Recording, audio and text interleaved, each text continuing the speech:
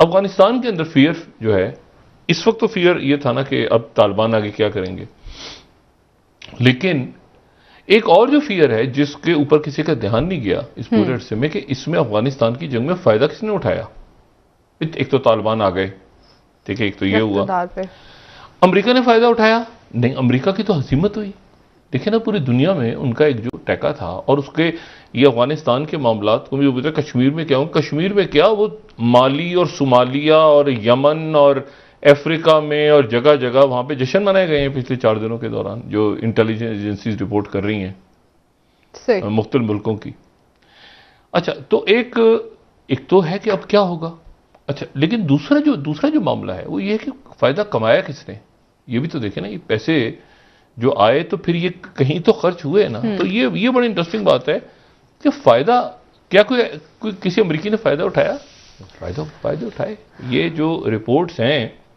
वो रिपोर्ट्स हमारे सामने बता रही हैं कि कम से कम 5 तो डिफेंस कॉन्ट्रैक्टर्स ने अरबों रुपए कमाए, अरबों रुपए डिफेंस कॉन्ट्रैक्टर्स। ये जो ताखिर हो गई है ना कि बहुत सारे अमेरिकन वहां पीछे रह गए हैं, ये कौन से अमेरिकन हैं, ये डिफेंस कॉन्ट्रैक्टर्स हैं। और ये वहाँ पे एक मकामी होटल जिसका मैं नाम नहीं लूँगा, 1 या 2 होटल्स वहाँ पे काबुल में वो वहाँ पे मौजूद हैं, वो डिफेंस कॉन्ट्रैक्टर्स हैं। और ये जो एकदम से खप पड़ी हुई है ना पूरी दुनिया में, देखिए एक तो जेन्युइन रीजंस हैं कि भाई बच्चियाँ जाती हैं स्कूल में, नहीं जाती, ज़िंदगी दोबारा शुरू होती है, बच्चों की तालीम कैसे होती है, वो मतलब क्या कोई उस तरह की सज़ाएँ तो नहीं दी जाती जैसे पहले दी जाती, जो तालिबान 2.0 का नाम इनको दिया है कि अब जो दूसरे तालिबान हैं वो क्या करेंगे आके। लेकिन एक बात जो है वो, दूसरी बात इंपॉर्टेंट ये है कि इसमें ये अरबों या खरबों डॉलर्स की का एक बिजनेस चला है पिछले 20 सालों के दौरान जी, जिसमें पैसे लेके फतवे तक जारी हुए हैं। मतलब इसमें से डिफेंस कॉन्ट्रैक्टर्स पे ना डालें आप, पैसे लेके फतवे जारी हुए हैं, हजारहा एनजीओज बनी है। उन हजारहा एनजीओज के, ये कैरी बिल जब आया था तो उसमें यही था ना कि फौज को नहीं जाएंगे पैसे तो सिविलियंस को जाएंगे, तो फिर एनजीओज का एक पूरा जाल बिछ गया था, एनजीओज में पैसे आने शुरू हो गए थे। ठीक है, वो एनजीओज फिर तरक्की पाके पार्लियामेंट में और बड़े बड़े ओहदों पे पहुंच गई। अच्छा, क्योंकि उनकी वह मैंने आपसे कहा ना कि क्योंकि वो ये 20 सालों के अंदर, यानी आप ये देखें कि इस्लाम ऐसे होगा, दूसरे मज़ाहिब इंटरफेथ उसके ऊपर एक बन गया जनाब, पूरा का पूरा धंधा चल रहा है, उसमें करोड़ों रुपया लग गया। उसके बाद जनाब ऐसा है कि मतलब उसमें कुछ, अब आपको अफगानिस्तान को देख के एहसास होगा कि खर्च कहाँ हुआ है, पैसा कहाँ खर्च हुआ है। ये जो अफगान नेशनल आर्मी है, अफगान नेशनल आर्मी के ऊपर फंडिंग कितनी हुई, किसने ट्रेनिंग दी उनको, जो जिसने ट्रेनिंग दी पैसे उसने बना लिए। अब यहां पर ये 4-5 है, मिसाल के तौर पे बोइंग का अगर हम देखेंगे, बोइंग वाले जो हैं, वो बोइंग ने जो है वो प्रॉफिट्स अपने बनाए, क्योंकि वो B-1 बॉम्बर तैयार करते हैं, C-17 कार्गो जेट तैयार करते हैं, V-22 तैयार करते हैं बोइंग वाले, और उसमें F जो 15, 16, 17, 18, 35 ये सारे बोइंग वाले होंगे जहाज हैं। अच्छा, ये जितने भी बोइंग बनाता है। तो अब जनाब 28 तो इन्होंने अभी 1.45 बिलियन डॉलर्स में इन्होंने कुवैत को बेचे हैं, और इन्होंने ये जो बॉम्बिंग शॉमिंग जितनी होती रही हैं, तो उसके बाद उसमें जाहिर है कि इनके बॉम्बर इस्तेमाल हो रहे हैं और इनकी ये फ्लाई कर रहे हैं और आ रहे हैं, और कार्गो जेट्स और ये सारे, तो बोइंग ने बहुत पैसा कमाया है। उसके बाद रेथन जो है उन्होंने बहुत बड़ा इसमें पैसा बनाया है। ये साइबर वॉर, सैटेलाइट सिस्टम, साइबरवेयर, ये सारा का सारा ये रेथन वालों ने बहुत माल बनाया इसमें से। और उसके बाद आप लॉकहीड मार्टिन भी चले जाएं तो लॉकहीड मार्टिन वाले ये ब्लैक हॉक हेलीकॉप्टर्स जो कुछ वहाँ पे बेचे हैं, कुछ जो है वो सारा, और F-35 जो है वो लॉकहीड मार्टिन बना रहा है, माजरत के साथ, ये बोइंग नहीं बना रहा। ये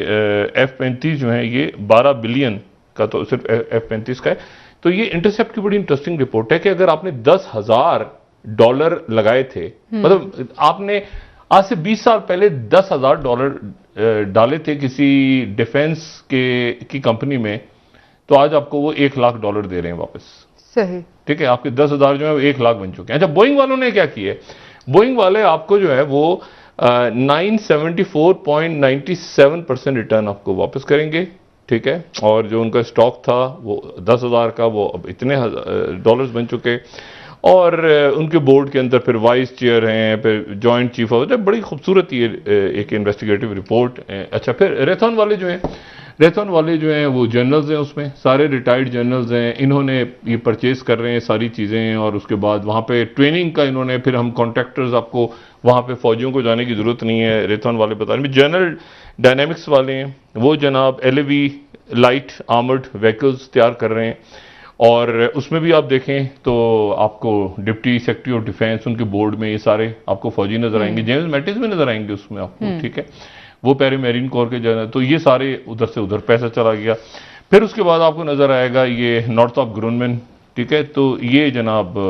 ये वेब स्पेस टेलीस्कोप और ये और फलाना ढिमाका, इन्होंने भी खूब गेम किया वहाँ पे और इन्होंने पैसे कमाए। अब ये $10,000 देखें तो आपको मिलेंगे कितने, ठीक है, वो आपको जैसे 129,644 ये आपको मिल रहे हैं पैसे 10,000 के बदले में। इतने इनके स्टॉक्स दुनिया में इतने बड़े हैं, इतना असला बेचा है। तो असल बात ये है। और फिर वो डिफेंस कॉन्ट्रैक्टर्स, यानी तकरीबन ये जो बात आ रही है ना, इतने हजार अमरीकी रह गए, तो इतने हजार वापस लाने, वो इसलिए कि अभी तक वहां लॉबिंग हो रही है अमेरिका में कि आने वाले दिनों में कोई ऐसा वाकया पे, आपने देखोगे ना एकदम से ये बात शुरू हो गई है, लड़ाई मार कुटाई। तो ये डिफेंस, ये जो मिलिट्री स्टेप कॉम्प्लेक्स होता है, मिलिट्री इंडस्ट्रियल कॉम्प्लेक्स, ये बड़ा पावरफुल होता है, बहुत पावरफुल है। इसके साथ फिर मुख्तलिफ अदारे, मीडिया और इधर उधर ये खौफ का माहौल बनाते हैं। पहले जंगों से पहले भी माहौल बनाया जाता है। इराक के अंदर जो है वो nuclear weapon of mass destruction एक माहौल बनता है, ठीक है, यहाँ हमला करना, जंग करनी जरूरी हो गई है। उसके बाद वो एक माहौल बनता है, अफगानिस्तान में ये हो रहा है, गलती कर दी, सही किया गलत किया, सही किया गलत किया, एक माहौल, क्योंकि आगे जाके इनका तो धंधा चल रहा है। अच्छा, इनके धंधे में से फिर वो थोड़े छोटे छोटे कतरे जो हैं, फिर वो NGOs को चले जाते हैं, फिर वो मुख्तलिफ जगहों पे शोर शराबा हल्लड़ गुल्लड़ सारी वो उधर चली जाएगी। तो एक माहौल बनता है कि वो माहौल बनेगा तो जंगें होंगी, और जंगें होंगी तो इनका काम चलेगा। अच्छा, अब इसमें इस पूरी सूरत हाल में अब कल का दिन जो मैंने बताया था कि आशूरा के हवाले से बात की थी, लेकिन कल का दिन भी बहुत अहम था, और उसकी वजह यह कि जुम्मे का दिन, और उसमें फिर यह था कि मसाजिद में और हर जगह अफगानिस्तान में सुकून रहे। अच्छा, और दूसरी जो बात है वो ये है कि लोगों को अंदेशा है, लोगों को खौफ है इस बात का, क्योंकि 20 साल के अंदर लोग ये पूछ रहे हैं कि तालिबान तब्दील हो गए नहीं हो गए। 20 साल में अफगानिस्तान का माशरा भी तो तब्दील हुआ है, खुले हैं लोग, बच्चे स्कूलों में जा रहे हैं, बच्चियां, मीडिया, मतलब दुनिया आगे गई है ना, तो अफगानिस्तान के बच्चे भी उससे, अफगानिस्तान के लोग भी उसी तरह आगे मूव किए। अब उनको ये कि ये 20 साल पहले वाले नहीं है, तो मसला ये कि वो जो अवाम है वो भी 20 साल पहले वाले नहीं है ना, वो भी उसको कैसे एक्सेप्ट करेंगे कि उस जमाने में तो ये था, तो इस जमाने, तो ये एक बड़ा, अब ये कहना चाहिए कि बड़ा एक इम्तिहान है अफगानिस्तान में जो तालिबान आए हैं उनके लिए, कि वो इसको नए दौर के मुताबिक ये लोगों के खदशात कैसे दूर करते हैं। ठीक है, ठीक। अच्छा, इसमें लेकिन जो दूसरी बात है वो आज के हवाले से वो ये है कि जो हक्कानी, जिसको कहें कि हक्कानी नेटवर्क जिसको कहते थे, तो उसकी एक शख्सियत अनस हक्कानी तो हमारे सामने आ गए थे, जो कि जलालुद्दीन हक्कानी के साहबजादे, सिराजुद्दीन हक्कानी के भाई, और यानी सिराजुद्दीन हक्कानी जो कि नायब अमीर हैं हैबतुल्लाह अखुंज़ादा के बाद, तो उनके जो सिराजुद्दीन हक्कानी के छोटे भाई तो अनस हक्कानी है ना, लेकिन उनके वालिद यानी जलालुद्दीन हक्कानी के भाई, यानी इन दोनों सिराजुद्दीन हक्कानी और अनस हक्कानी के चचा, वो जो हैं खलील हक्कानी, वो आज मंजर आम पे आए हैं। ठीक है, ये अनस हक्कानी साहब की तस्वीरें हैं पुरानी, ये आज आए हैं। ठीक है, ये जो है, ये तस्वीर जो है, ये तस्वीर बड़ी अहम है, और ये है कि ये पहली बार आज हक्कानी नेटवर्क जिसको कहते थे, हक्कानी नेटवर्क की दूसरी शख्सियत मंजर आम पे आई है, और वो है अनस हक्कानी के चचा जी। ठीक है, खलील हक्कानी,